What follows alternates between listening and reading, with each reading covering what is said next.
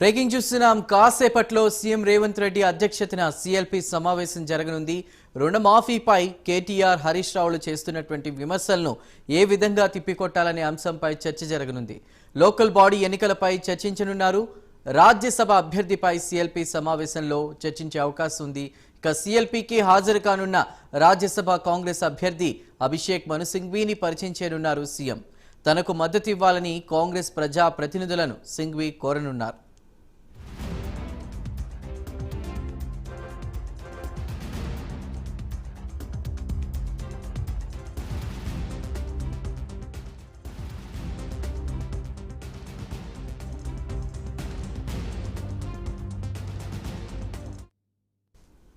మరి కాసేపట్లో సీఎం రేవంత్ అధ్యక్షతన సీఎల్పీ సమావేశం జరగనుంది. రుణమాఫీపై కేటీఆర్, హరీష్ రావులు చేస్తున్న విమర్శలను ఏ విధంగా తిప్పికొట్టాలనే అంశంపై చర్చ జరగనుంది. లోకల్ బాడీ ఎన్నికలపై కూడా చర్చించనున్నారు. రాజ్యసభ అభ్యర్థిపై సీఎల్పీలో చర్చించే అవకాశం ఉంది. ఇక సీఎల్పీకి హాజరు కానున్న రాజ్యసభ కాంగ్రెస్ అభ్యర్థి అభిషేక్ మను సింఘ్వీని పరిచయం చేయనున్నారు సీఎం. తనకు మద్దతు ఇవ్వాలని కాంగ్రెస్ ప్రజా ప్రతినిధులను సింఘ్వీ కోరనున్నారు.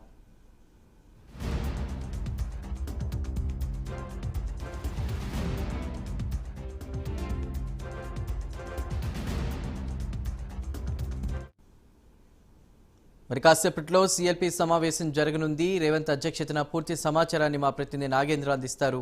నాగేంద్ర. Thank you Chandu. మరి కాసేపట్లో గచ్చిబౌల్లో ఉన్నటువంటి స్టేట్ లో సీఎం రేవంత్ రెడ్డి అధ్యక్షతన సీఎల్పీ సమావేశం ప్రారంభం కాబోతుంది. సమావేశానికి ఎమ్మెల్యేలతో పాటు అదే విధంగా ఎంపీలు, ఎమ్మెల్సీలంతా కూడా ఈ సమావేశానికి హాజరు కాబోతున్నారు.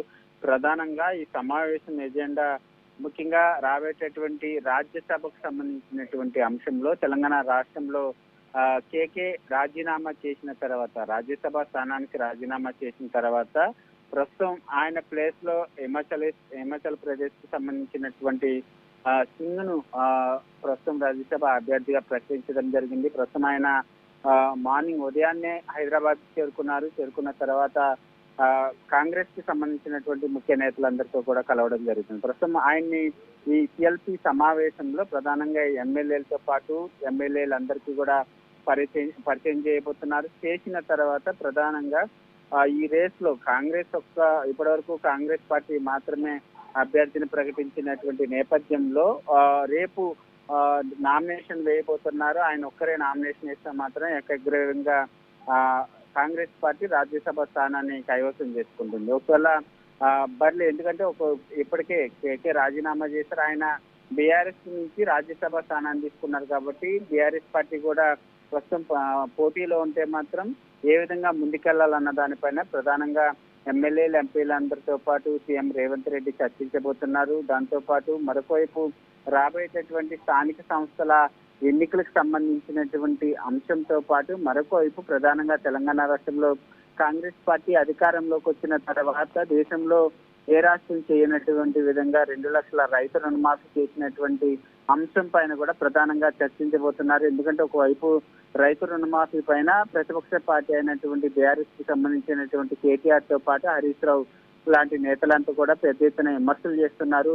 పూర్తి స్థాయిలో రైతాంగానికి రుణమాఫీ చేయలేదనేటటువంటి అంశాన్ని ప్రజల్లోకి తీసుకెళ్లాలనేటటువంటి ఆలోచనలో కూడా బీఆర్ఎస్ నేతలు ఉన్నటువంటి నేపథ్యంలో ప్రస్తుతం ఏ విధంగా రైతు రుణమాఫీకి సంబంధించినటువంటి అంశం పైన ప్రజల్లోకి తీసుకెళ్లాలన్న దానిపైన ప్రధానంగా చర్చించేటటువంటి అవకాశం అయితే కనిపిస్తుంది. దీంతో పాటు మరొకవైపు తెలంగాణ రాష్ట్రంలో అధికారంలోకి వచ్చిన 8 నెలల్లోనే 6 గ్యారెంటీల్లో భాగంగా వాళ్ళు గ్యారంటీలు అమలు చేయడం జరిగింది. దాంతో పాటు రైతు రుణమాఫీతో పాటు రాష్ట్రంలో ఉన్నటువంటి పరిపాలనకు సంబంధించినటువంటి అంశం పైన ప్రధానంగా చర్చించడంతో పాటు ప్రజల్లోకి ఏ విధంగా పరిపాలన ముందుకు తీసుకెళ్లాలి, అదేవిధంగా ప్రభుత్వం అమలు చేస్తున్నటువంటి హామీలకు సంబంధించి ప్రజల్లోకి పెద్ద ఎత్తున తీసుకెళ్లాలనే దానిపైన ప్రధానంగా చర్చించడంతో పాటు ఒక కీలకమైనటువంటి నిర్ణయాలు కూడా తీసుకునేటటువంటి అవకాశం కనిపిస్తుంది. దీంతో పాటు మరొకవైపు రేపు రక్షాబంధన్ సందర్భంగా మహిళలకు సంబంధించి 2500 కాంగ్రెస్ అధికారంలోకి వస్తే రాష్ట్రంలో ఉన్నటువంటి ప్రతి మహిళకు కూడా